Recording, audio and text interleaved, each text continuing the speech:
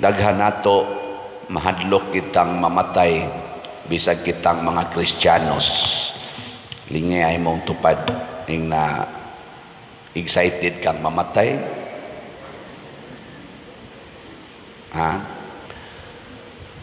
Hadlok kita. Mao na ang mga tinun-an, nahadlok sad sila sa gisigig sulti ni Hesus pagpadong nila sa Jerusalem, nga padong na siyang patyon.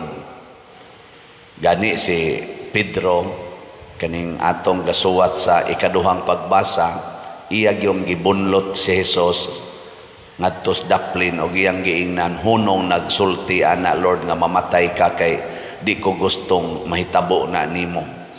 Nya giingnan siya ni Hesus, pahawa Satanas ang imong hunahuna sa tao, dili sa Dios. Kining atong kahadlok sa kamatayon tungod ni kay wa ta makakita unsay mahitabo inig human nato kamatay.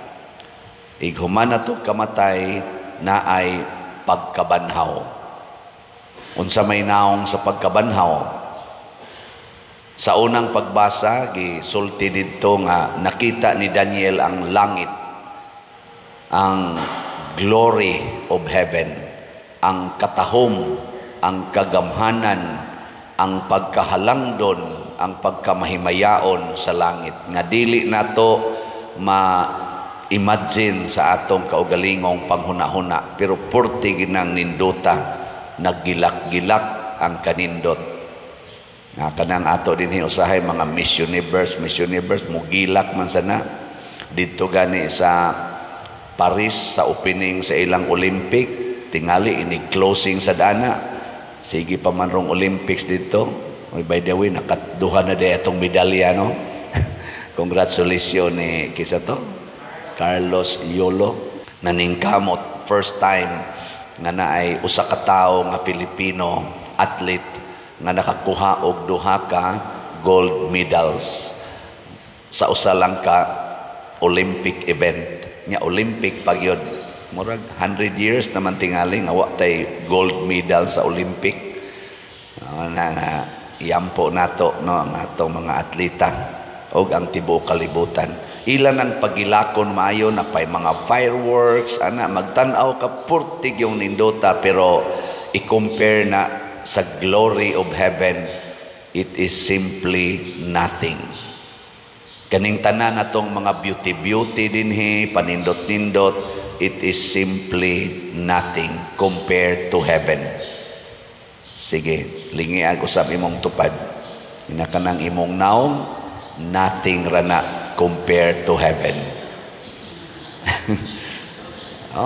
Usahay attach man kita sa tong naong, nothing lagi na compare sa heaven. Mao na nga kung makasinati tag langit nun nga himaya, di masabot ang atong bation. Gani si St. Thomas Aquinas, usa sa mga Dominican priests nga nahimo karong great theologian and philosopher, symbol sa Santo Tomas nga kaning educational kuha nila dito, kaning mandate, si St. Thomas Aquinas. Ang ila ganing award sa pinaka-bright na estudyante sa University of Santo Tomas, Manila, kay kuha mo siguro na Thomas Aquinas Award na tingali. Kanabang ikagi pinaka-top sa kuan mga bright dito. Iya ginang gisulti nga naka-experience siya beatific vision. Kanabang sa iyang pag-reflect, nakakita siya sa kanalang glimpse of the glory of heaven. Matod pa sa tradisyon, pag humanyag kakita ato, ang tanaw niya sa tanang butang sa kalibutan, mura na lag basura.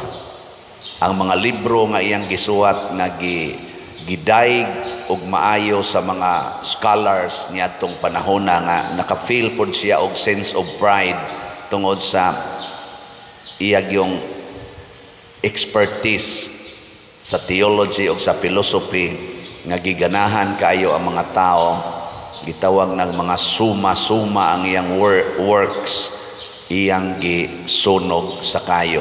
May gani kay natabang sa iyang sekretary, naluwas. Nga naman, ingon siya, everything is just like straw compared to heaven. Basura ra gyud ta. Ana. Nya unsa man din na kanindot ang pagkabanhaw, kining ato rong hitsura o status kinabuhi, himuon dining nindot kaayos Ginoo, inig kabanhaw nato, humanta mamatay. Munang niingon diri sa atong ebanghelyo, kini ang pinangga kong anak. Sa tigingon diri, pamati kamo kaniya. Ang maminaw ni Kristo maora say mabanhaw, maora say ma-transfigure. Pagkakita nilang San Pedro o sa iyang kuyog si James o si John, pagkakita nila sa naong Ginoo nga ning hayag na talagsaon kaayong katahom, mura sila nawa sila silang kaugalingon. Motong nakaingon na lang si San Pedro, magtukod lang ta dinhi tulo ka payag, Lord. Na kay nakit-an man sa dila si Moises og si propeta Elias, tukod lang tag tulo ka payag, nangalisang sila, talagsaon kaayo.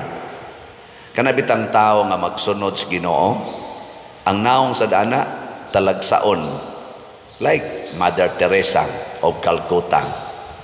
Normal kayo ang iyang naong kung atong tanawon, pero talagsaon kay siyag naong nga atong makita sa iyang mga binuhatan.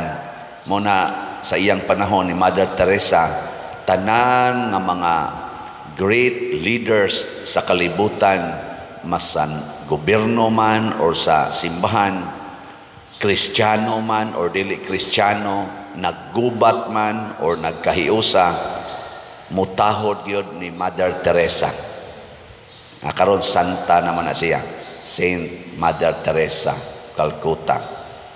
Ilingi ako no imong tupad, ing natanaw nimo sa akong naong talagsaon. Ing na ano, talagsaon ba? Naong? Common kay naong.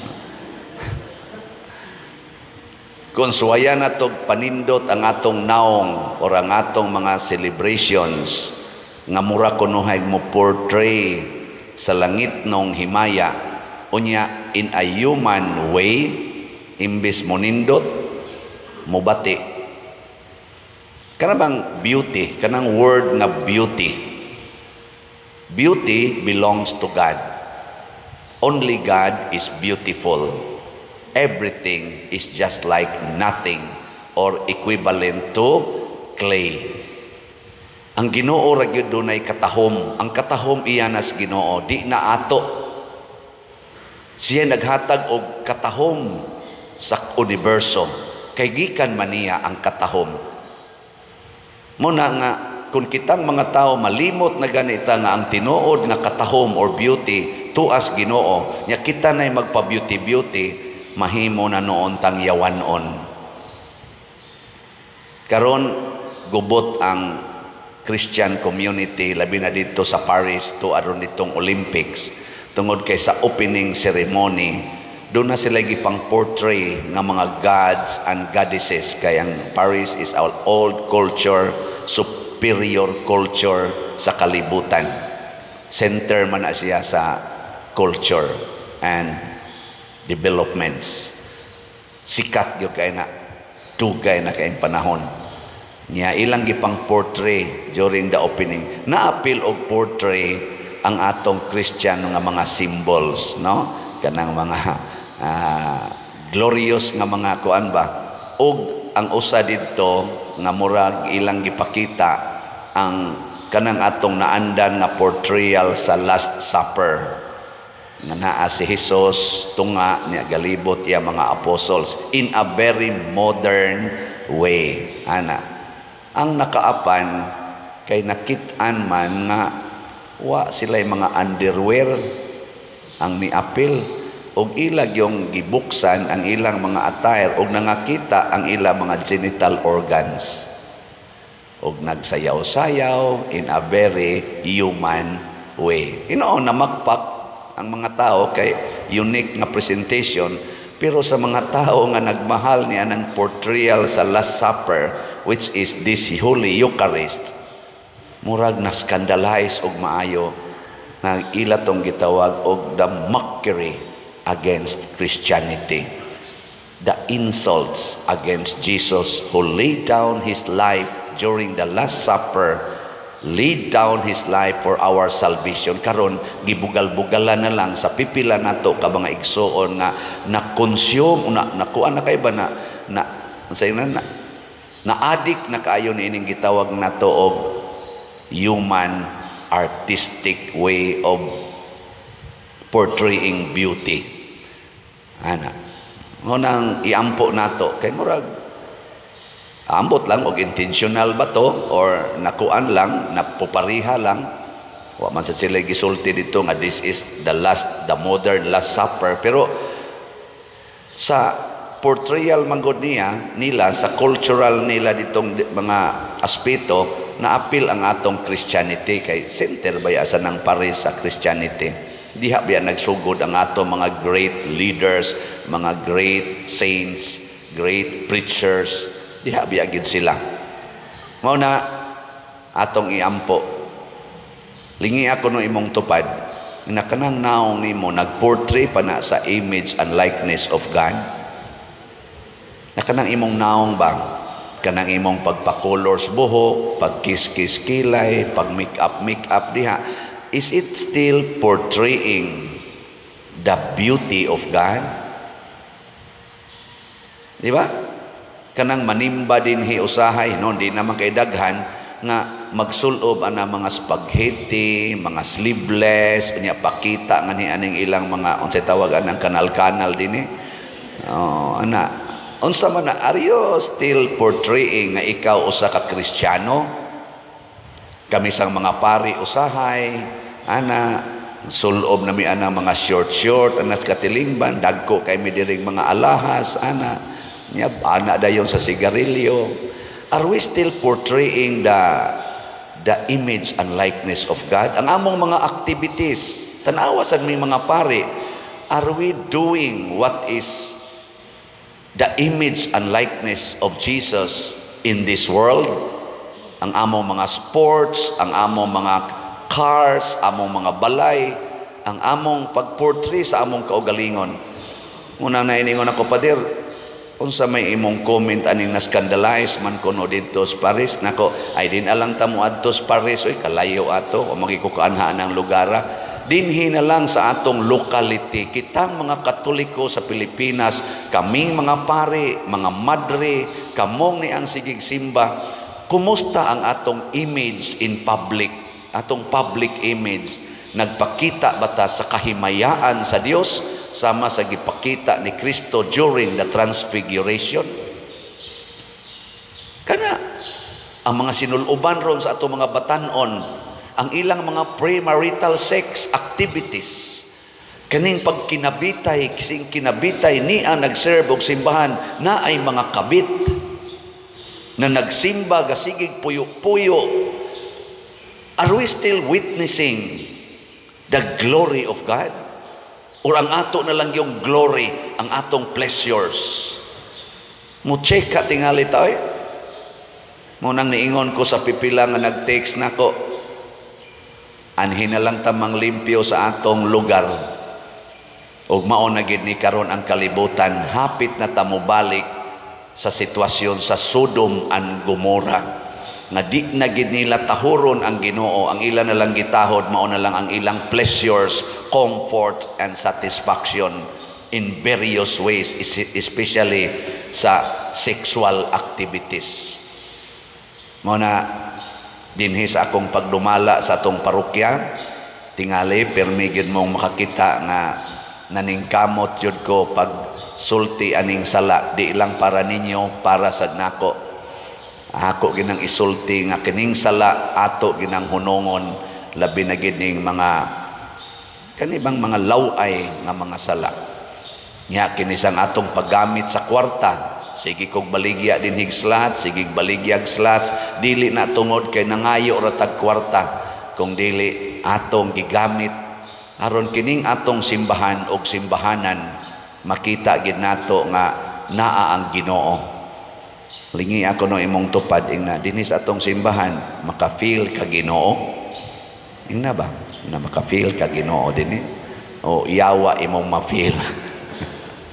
Alipay bitaw ko nga manganhi dinhi ato mga pilgrims, ang kani mga manganhi dinhi mga bisita, kamo noon murag wa na mamuy ayo. Kani mga bisita ba?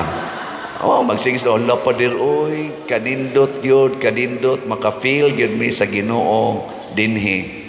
Ambot kamo nga taga dinhi, kitang taga dinhi maka-feel patas Ginoo. Ako maka-feel man ko kamo. Ambot lang ninyo. Hasta gani ang namalit na tog slots, maka-feel sila Ginoo. Father, kada nako palit og slot, lahi gyud akong bation. Nako hasta di ay ngadto no ang Ginoo basta mo apil gyud ka. Pero kanang gasigig higog magkwarta, sigig higog magkwarta, ang ma-feel ra gyud nila ang ila ra gyung pagbati nga bugat, hassle, worries in life, mao ra gyud nilang ma-feel. Pero ang namalit na tog slots, nindot kaayo. So, tagaan lang tamo gamayng update ha, kay mo man ni atong business dinhi. Congrats sa pag-share sa inyong mga kwarta. Nya kamo pa ka-share, pang-share sad mo. Ang atong SBF DAG ni abot nag 32,424 slots ang atong halin na apay 27,576 slots nga available. O niya tag 500 pesos per slot. Mao ni ang para sa atong kumbinto. Amo na rong gikwinta-kwinta na atay bayronon labing minos mga 10 million para sa ato mga contractors. Nya doon naman sa tayo nahuwaman nga kwarta mga 8 million. Dako-dako no? Og mahalin ning tanan, murag malimpyo gining tanan sad. Pero kung di ni mahalin, murag na miligro. Mapriso ng pari ani. Nya naataan ni dali ra man ning halinon god kay ang ato lang kong subscribers daan 190 sa YouTube YouTube lang na hawa dai labot lang o sa Facebook ay no naganaana ra man na 198,000 na atong subscribers. Ang tanan nga 198,000 nga nakadungog ani og nag-follow sa ato dinhing misa. Mupalit lang og tagsa ka slot na 500 pesos karong adlaw kay anniversary maron ako sa pagkapari, inyo kong tagaan og tawag na to bag gift, no? Gift. Tagail ako gift. Tagsa lang ka slot karong adlaw.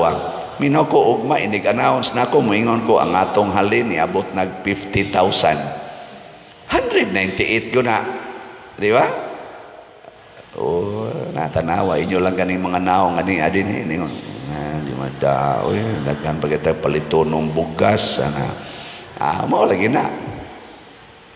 Unya ang ato sang Mother Mary's Healing and Deliverance para ning ato sa Kapilinya di Fatima. Jutay na lang yung kaayo.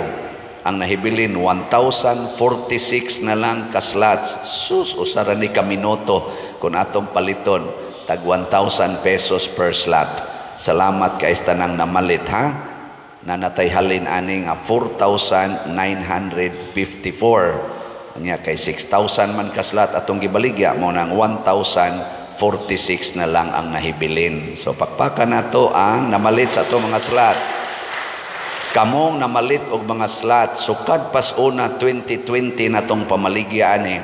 Kamo mo'y naghatag og kahimayaan aning atong simbahan og simbahanan. Ang atong mga kapilya nanganindot na, ang atong mga katawhan na himuan natog balay, 90 na to kabalay para sa mga wagi balay nga atong kaigsuonan, natagaan natog mga bugas, natagaan og mga tambal, napaeskwela, nakatabang tagdaghang parokya kining tanan. Mao ni ang tinuod nga transfiguration, mao ni ang tinuod nga kahimayaan. Kanabang ang atong kwarta gamito na nato para sa atong kaayuhan as community, as church. Wa tay pili dinhi na atay gipanghimuag balay nga dili mga Katoliko. Ato nang tagaan dinhi ang mga anhi bisag dili Katoliko because we are all loved by God. Gipakamatyan ta ni Kristo o kitang tanan qualified nga mahimo sang mahimayaon basta mosunod sa ta ni Kristo, dili magbugal-bugal ni Kristo.